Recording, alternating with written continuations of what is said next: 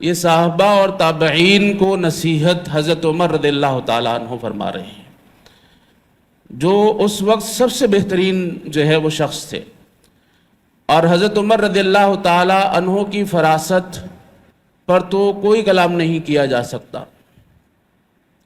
نبی اکرم صلی اللہ علیہ وسلم نے انہیں عبقری قرار دیا اور کہا کہ اگر میرے بعد کوئی نبی ہوتا تو حضرت عمر رضی اللہ تعالیٰ عنہ ہوتے۔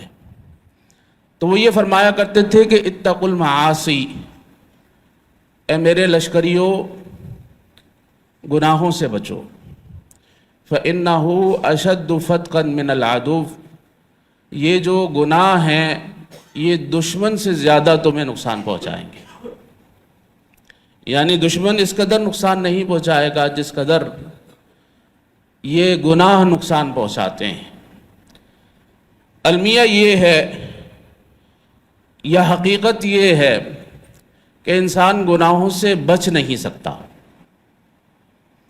نبی اکرم صلی اللہ علیہ وسلم کی حدیث ہے کلو بنی آدم خطاؤن، ہر بنی آدم جو ہے وہ گناہ کرنے والا ہے، اس سے خطا سرزد ہوگی، اس سے غلطیاں ہوں گی۔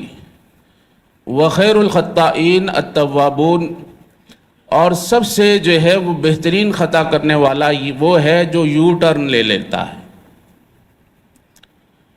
تو یہ گناہ جو ہے وہ سرزد ہونے ہیں اور لامحالہ ہونے ہیں، لیکن اس کا علاج کیا ہے؟ علاج یہ ہے کہ جب گناہ سرزد ہو جائے تو اسی وقت انسان جو ہے وہ یو ٹرن لے لے۔ اگر گناہ کی شاہراہ پر اس نے چلنا شروع کر دیا ہے تو فوراً نیکی کی شاہراہ کی طرف وہ مڑ جائے۔ یہ جو ہے وہ گناہوں کا علاج بھی ہے، یہ گناہوں کا مداوع بھی ہے۔ قرآن مجید میں آتا ہے کہ ان الحسنات یذہبن السیئات، کہ بے شک نیکیاں جو ہے وہ گناہوں کا قلع کما کر دیتی ہیں، برباد کر دیتی ہیں۔